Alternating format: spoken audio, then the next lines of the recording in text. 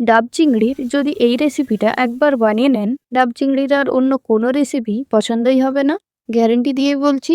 রান্নাটা বাড়ির সবাই খেয়ে খুবই প্রশংসা করেছে। রয়েছে সঠিক পরিমাণ এবং অনেক টিপস। চলুন তাহলে শুরু করি আজকের রেসিপি, ডাব চিংড়ি। এখানে আমি একটা বড় ডাব কেটে নিয়েছি। ডাবের জলটা আলাদা করে বাটিতে রেখে দেবো। আর হ্যাঁ, ডাবের মুখটা একটু বড় রাখবেন, যাতে করে চিংড়িগুলো ডাবের মধ্যে ঢোকাতে কোনো প্রবলেম না হয়। 8টা আলমন্ড বাদাম এবং 6-7টা কাজু একটা বাটিতে বেটে রাখবো। এবং এদিকে আরো একটা বাটিতে 1 চামচ সাদা সর্ষে, হাফ চামচ কালো সর্ষে, 2 চামচ পোস্ত শিলে বেটে নেব। এখানে আমি 400 গ্রাম চিংড়ি নিয়েছি।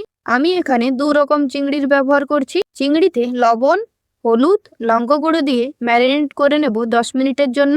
একটা মিডিয়াম সাইজের নারকেল চুড়ে নিচ্ছি। এর থেকে দুধটা বের করে নেব, কারণ এই পুরো রান্নাটাই নারকেলের দুধ দিয়ে করব, জলের ব্যবহার করব না। এতে করে রান্নার টেস্ট অনেক বেড়ে যাবে। চিংড়ি মাছগুলোকে ভেজে নেব। চিংড়ি মাছগুলোকে গরম তেলে দিয়ে দেব। কালারটা একটু চেঞ্জ হলেই তুলে নেব।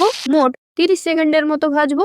চিংড়ি মাছ খুব বেশি ভাজলে শক্ত হয়ে যায় আর এর স্বাদ অনেক কমে যায়। ওই একই তেলে দিয়ে দেব 2টো তেজপাতা, 2 চামচ আদা বাটা এবং 2টো কাঁচা লঙ্কা বাটা। আদা বাটা একটু ভাজা ভাজা হলেই দিয়ে দেব হাফ চামচ হলুদ গুঁড়ো, হাফ চামচ লঙ্কা গুঁড়ো।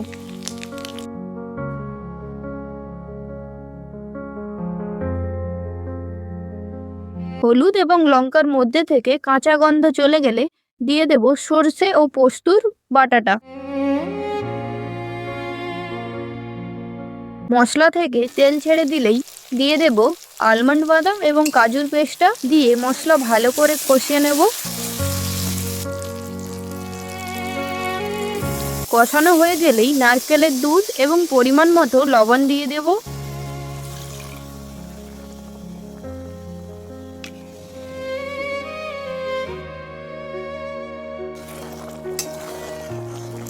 দিয়ে দেব 2টো চেরা কাঁচা লঙ্কা।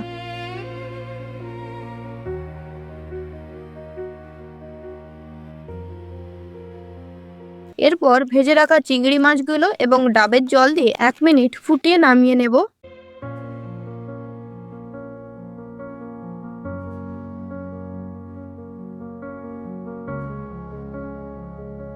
এরপর ডাবের মধ্যে চিংড়ি মাছ এক এক করে এবং গ্রেভিটাও ঢুকিয়ে দেব। এরপর আটা দিয়ে মুখটা ভালো করে বন্ধ করে দেব।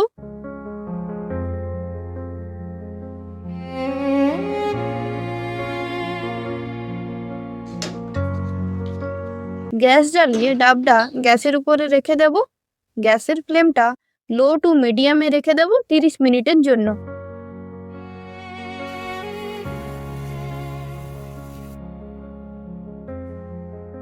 এবার ডাবের মুখটা খুলে পরিবেশন করুন সুস্বাদু এই ডাব চিংড়ি।